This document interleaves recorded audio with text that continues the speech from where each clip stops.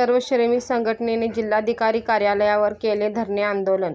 सांगली जिल्हाधिकारी कार्यालयावर सर्व श्रमिक संघटनेने EPS पेन्शनचा प्रश्न सोडवण्यासाठी धरणे आंदोलन केले आहे. EPS पेन्शनर गेल्या 12 ते 13 वर्षांपासून पेन्शन वाढीसाठी निवेदन, मोर्चे, आंदोलने आधारे सरकारकडे मागणी करत आहे.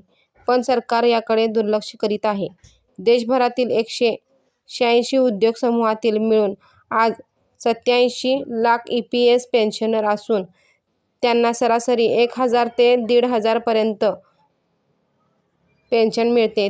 13 वर्षांपासून त्यामध्ये 1 रुपयाची सुद्धा वाढ झालेली नाही.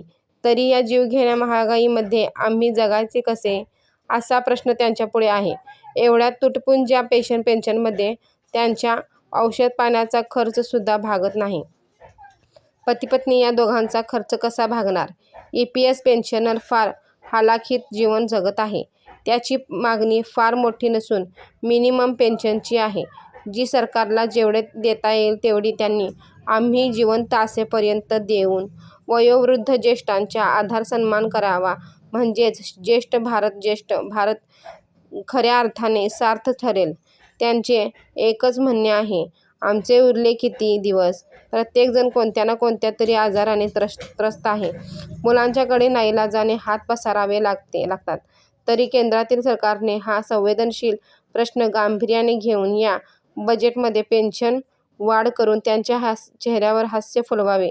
यामध्ये सर्व श्रमिक संघटनेचे गोपाल पाटील, अतुल दिघे, महादेव देशिंगे, भाऊसाहेब यादव, बापू शेटे, भगवान शिंदे, सतीश अडगुळ, दीपक कांबळे, निशिकांत पाटील, राजाराम शिंदे, अशोक कदम, विजयकुमार कांबळे, MS हिरेमठ, LB कोळी, श्रीरंग पवार, सुधाकर महिमकर, दिलीप सगरे, राजाराम शिंदे, सदाशिव खोपडे, सुभाष पाटील, बाजीराव साळुंखे, PC पाटील, बबन्ना चिकोटी, GT कदम. सर्व श्रमिक संघटना सांगली जिल्हा अध्यक्ष गोपाळ पाटील. गेली 14 वर्षे आम्ही या EPS 95साठी प्रयत्न करत आहे. सरकार अजून काय लक्ष देत नाही. आमचा फंड इतका आहे की जवळ 9-9.5 लाख कोटी असून त्याचं व्याज वार्षिक जवळ 53 ते 54,000 कोटी होत आहे. फक्त त्यातलं पेन्शनसाठी 25% वाटतात, बाकीचे हे शेअर मार्केटला गुंतवणूक करतात. त्यासाठी आम्ही जवळ 14 वर्ष झालं आम्ही लढा करतो देश पातळीवर, तरी हे सरकार हे लक्ष देत नाही. किंवा ह्या वयोवृद्ध आपल्या वयोवृद्ध ह्या लोकांच्याकडे त्यांचं लक्ष अजिबात दिसून येत नाही. पैसे मात्र आमचे भरपूर आहे त्यांच्याकडं. त्यासाठी आम्ही प्रत्येक 2-3 महिन्याला आम्ही आंदोलन करत असतो. सरकार आमचे पैसे नुसतं गोळा करते. आता ते करणार आहेत की 15,000चं लिमिट 25,000 करणार आहेत. म्हणजे याचा अर्थ महिन्याला 12,500 रुपये जात होते, ते आता 2,000 जाणार. याचा अर्थ त्यांनी पैसेच गोळा करणार आहेत. त्यासाठी आम्हाला हे काहीतरी थांबवायला पाहिजे. आमची शेवटची मागणी अशी आहे की आमचा फंड परत द्या. आम्हाला पेन्शन तुमची नको, देशात शांतता राहील. त्यासाठी आम्ही हा लढा इतका जोरात चालू केला. आज सगळ्या देशात आमच्या अखिल भारतीय समन्वय समितीच्या वतीने हा देश पातळीवर आमचा लढा प्रत्येक जिल्ह्यात आणि कलेक्टर ऑफिसला.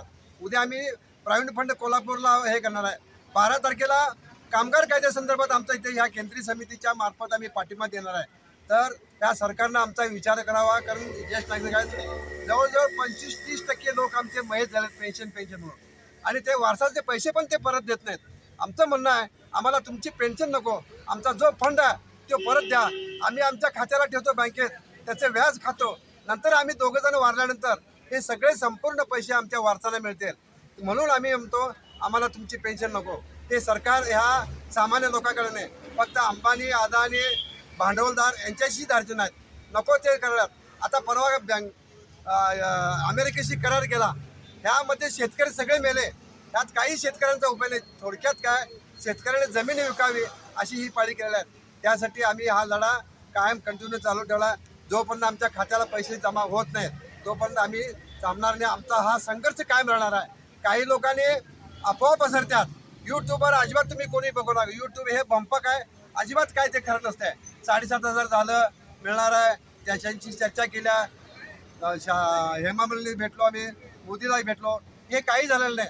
फक्त हे मागचं पाठपुरावा करतात आणि लोकांचा संभ्रम करून ती दिशाभूल करतात। हे पैसे आमचे जो पण खात्याला जमा होत नाहीत तोपर्यंत आम्ही हा संघर्ष चालू ठेवणार आहे आणि त्याप्रमाणे आम्ही आज सांगली जिल्ह्यातले सगळे पेन्शनर गोळा झाले, सर्व क्षेत्रातील ST, MECB, साखर कारखाने, गिरणी कामगार, जिल्हा बँका, अर्बन बँका, नागरी बँका, खाजगी शिक्षण संस्था, खाजगी दवाखाने, लहान मोठे उद्योगधंदे असे 186 संस्थेमधले जवळजवळ आमच्या देशात 80 लाख लोक आहेत आणि त्याप्रमाणे आमची मागणी आहे। आम्ही काय लाडक्या बहिणीसारखं फुकट पैसे मागत नाहीत, आमचे कष्टाचे पैसे मागतो, त्याप्रमाणे आम्हाला मिळावी हे ह्यासाठी आमचा लढा चालू आहे। धन्यवाद। गोपाल पाटील।